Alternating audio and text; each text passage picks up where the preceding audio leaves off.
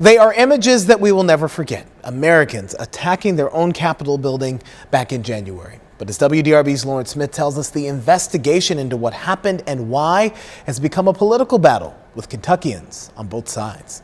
My fear is that the Democrats want to politicize this, to make it a campaign issue. Kentucky Senator Rand Paul telling me why he does not support a special bipartisan commission to investigate the January 6th attack on the Capitol by supporters of former President Trump. I've sat through half a dozen hearings on this, already in the Senate. The House has had hearings. So I think the commission's probably unnecessary. The bill is passed. The commission planned passing the House on Wednesday, with all 5 Kentucky Republicans voting no.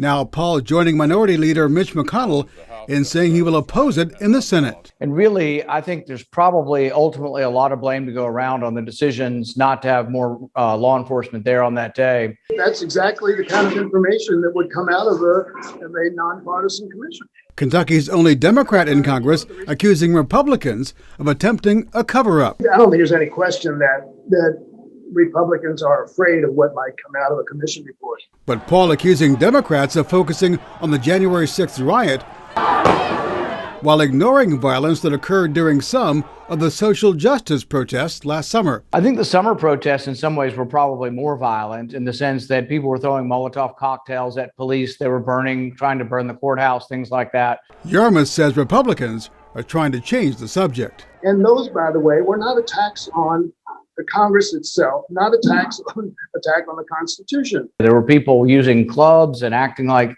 idiots and felons, and they all deserve to be punished.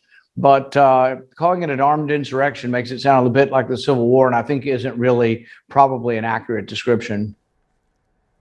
The Democratic-controlled House today narrowly passed a nearly $2 billion bill that would beef up Capitol security. It got no Republican support and now heads to the Senate. Lawrence Smith, WDRB News. Lawrence, thank you.